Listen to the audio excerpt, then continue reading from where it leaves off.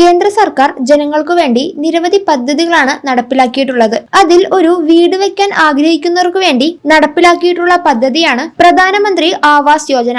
സാമ്പത്തികമായി പിന്നോക്കം നിൽക്കുന്ന വിഭാഗക്കാർക്ക് സ്വന്തമായി വീട് വെക്കാൻ സാമ്പത്തിക സഹായം നൽകുന്ന കേന്ദ്ര സർക്കാർ പദ്ധതിയാണിത്. ഈ പദ്ധതിയിലേക്കുള്ള അപേക്ഷകൾ സമർപ്പിക്കാനുള്ള തീയതിയാണ് ഇപ്പോൾ നീട്ടിയിട്ടുള്ളത്. 2025 ഡിസംബർ വരെയാണ് പ്രധാനമന്ത്രി ആവാസ് യോജനയിലേക്ക് അപേക്ഷകൾ സമർപ്പിക്കാൻ സാധിക്കുന്നത്. പ്രധാനമന്ത്രി ആവാസ് യോജന 2.0യുടെ ഔദ്യോഗിക വെബ്സൈറ്റ് സന്ദർശിച്ചു കഴിഞ്ഞാൽ അപേക്ഷകൾ സമർപ്പിക്കാൻ സാധിക്കുന്നതാണ്. സാമൂഹിക വിഭാഗം, വരുമാനം എന്നിവയൊക്കെ അടിസ്ഥാനമാക്കിയാണ് പദ്ധതിയുടെ ആനുകൂല്യം ഗുണഭോക്താക്കൾക്ക് ലഭിക്കുന്നത്. ഗ്രാമങ്ങളിലും നഗരങ്ങളിലുമുള്ള എല്ലാവർക്കും തന്നെ ഒരുപോലെ തന്നെയാണ് ഈ അവസരം പ്രയോജനപ്പെടുത്താൻ സാധിക്കുന്നതും. നഗരമേഖലയിൽ ആനുകൂല്യം ലഭിക്കാൻ 3 ലക്ഷം രൂപ വരെ വാർഷിക വരുമാനം ഉള്ളതും ഇന്ത്യയിൽ സ്വന്തമായി വീടില്ലാത്തതുമായ കുടുംബങ്ങൾക്കായിരിക്കും. കൂടാതെ 3 മുതൽ 6 ലക്ഷം രൂപയ്ക്കിടയിൽ വാർഷിക വരുമാനം ഉള്ളവരും സ്ഥിരമായി വീടുകൾ ഇല്ലാത്തവർക്കും അപേക്ഷിക്കാൻ സാധിക്കും. ഗ്രാമീണ മേഖലയിൽ ആനുകൂല്യം ലഭിക്കുന്നതിന്